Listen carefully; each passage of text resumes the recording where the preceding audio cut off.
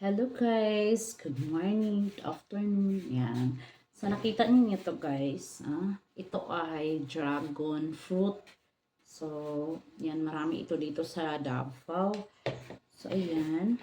So, first time ko lang kasi talagang, nakatikim nito. Yan. So, medyo may kamahalan pa to ngayon dahil nabili ko to. Itong tatlo na to is almost 200. So, hindi po talaga medyo may kamahalan konti siya kasi medyo matagal din ang ng pagbubunga ng dragon fruit. Tapos yung dragon fruit ay sobra talaga itong napaka-healthy na prutas ito. Pero sulit kasi nakita niyo to guys, oh. Yan, oh. Ang laki, yung isang peraso ay mahigit 1/4. Parang kulang-kulang siya kalahating kilo kasi itong tatlo na to siya, mahigit na 1 kilo. Mabigat siya, oh. Ayan. So meron na akong hiniwa dito. Ayan. So maraming variety ang dragon fruit. May dilaw nito, pero mas mahal yung dilaw. So ito yung pulang-pula. So ito binuksan ko na to, hiniwa ko na. Tarang! So, yung loob niya ay, yung pulang-pula rin, oh.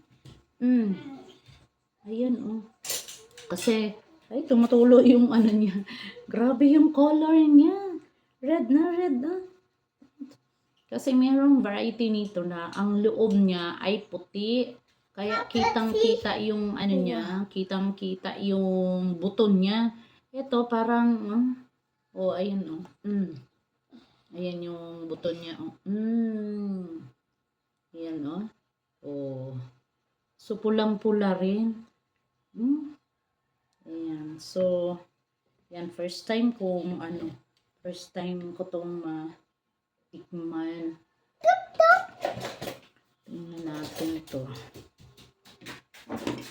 Kung, ayan, oh.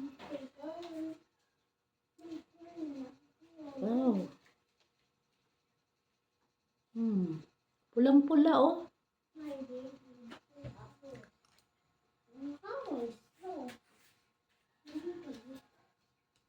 Ay, hindi pala siya matamis. Agad, oh. Pink na pink agad yung ko. Grabe, kaya pag ginawa ng juice ito, napaka-colorful kasi grabe talaga, oh.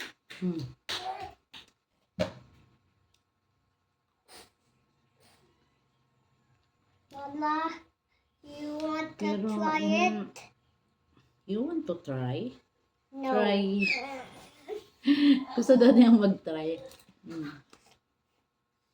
So, parang mas talaga ito gawing juice. Kasi siya, matabang. Matabang lang siya. Parang lang. Tama pala sila kasi matagal ko namang nakikita tong prutas na to. Pero, ewan ko bakit hindi ko talaga natikman to. At hindi talaga ako nagkaroon ng pagkakataong bumili. Lola, you eat it. Ayan. Kaya ngayon, dahil dito lang sa amin to, maraming nagbibenta dito sa amin. Kasi yung itsura niya, grabe talaga, napakasarap.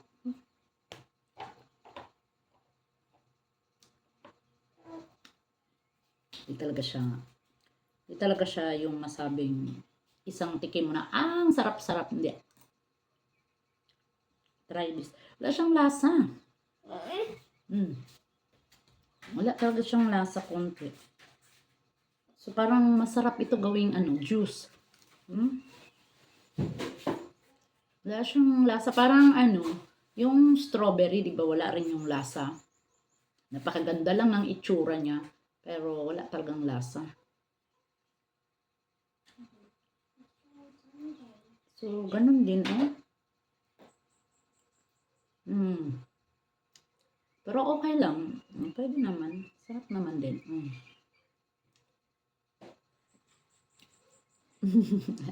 Yung yung lips ko ay color pink, joke.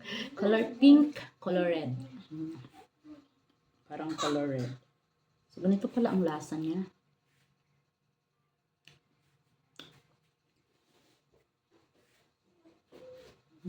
This is hot.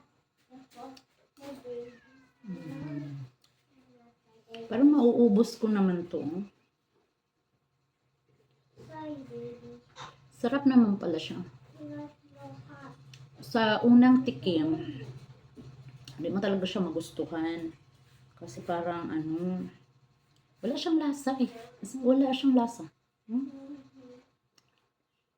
Wala siyang lasa. Pero usually naman yung mga fruits, diba? Like avocado, pag mo walang lasa, lagyan mo pa siya ng sugar, ganun-ganon. Kaya pala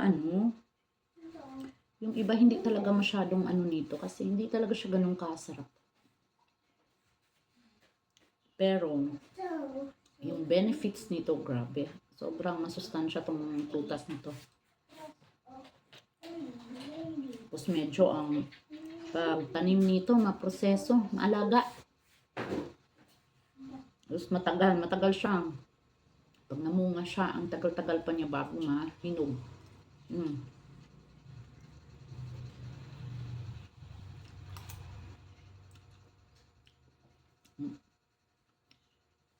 Pwede na ito gawing lipstick. Na sa bibig.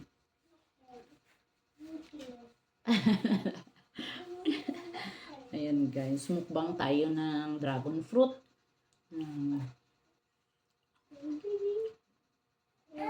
Maraming salamat sa lahat ng mga kakubo ko dyan na patuloy talaga sa pag-support.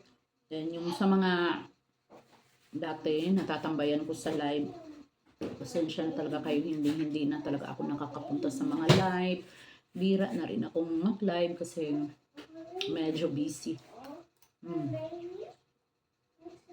Kaya ang unahan ko na lang talaga yung kakubo. So, sa mga kakubo ko dyan, maraming salamat sa patuloy na support. Ayan, maraming salamat. Happy Mami, salamat. Mami Anex, salamat. Mami Nori, salamat. Ayan. Chinchin. Sanjan. Los. Ayan, The Evelyn Vlog. Ayan, sa lahat-lahat na kakubo ko dyan. Hindi ko nabanggit. Maraming salamat sa inyo. Na yun? Shopee. Ano yan? Bayad? Ayan. Wait lang. Kasi may Shopee tayo. May Shopee. Ganda. So, ayun. Mauubos ko na.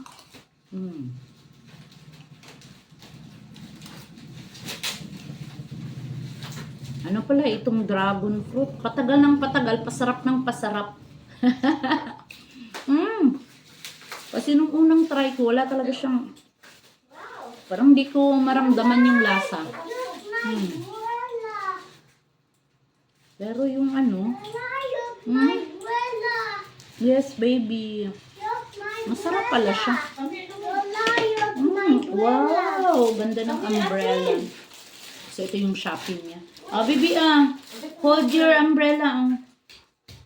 Yan, nag-unbox sila ng Shopee. Parang nagugustuhan ko na siya. Kanina talaga, wala siyang hindi ko talaga malasahan kanina. Unti-unti lang siya. Pero masarap. Ano na yung dila ko? Color red na. Masarap. Masarap na siya.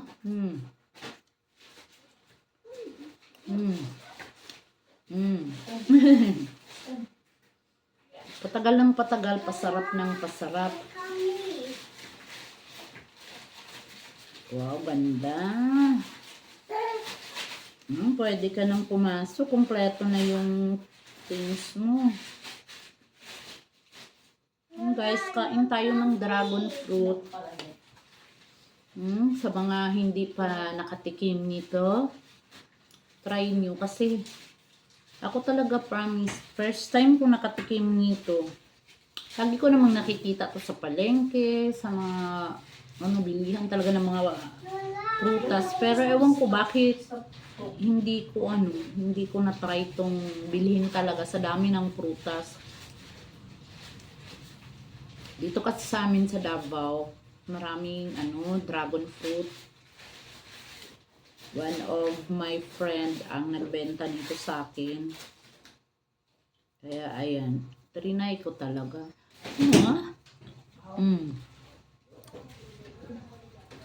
Alam mo yung niya, yung color niya, kung gaano ka colorful. Oh. Lola, your tummy. Lola, your tummy. Wow! Ang ganda-ganda naman ng baby ko. Ternong-terno. Ay! Wow! Naku, ganda-ganda naman ng baby namin.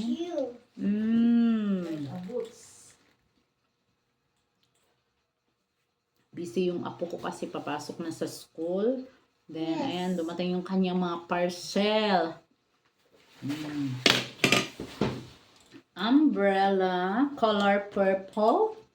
Then, look, the outfit of my apo. Ay, nahulog yung meron siyang kapote. Ala, pero tayo ng color pala, oh. Oh, ayan, oh. Yan, ready na kasi tag-ulan na. Papasok na kasi siya ng kinder. Ayan, parang visitor pa naman kasi 3 years old. So, ayan. Oh, diba? Yan yung favorite color niya. Oh, ganda. Oh, mainit yan. Kasi pang tag-ulan lang yan. Pero, naman. So, ayun guys. Thank you very much. Thanks for watching. Halos mauubos ko na. Kakubo, maraming salamat. God bless everyone. Bye-bye. Kain tayo. Ubusin ko pa to. Ayan. Sa mga hindi pa nakatikim, tikman nyo na. Bye-bye. Bye.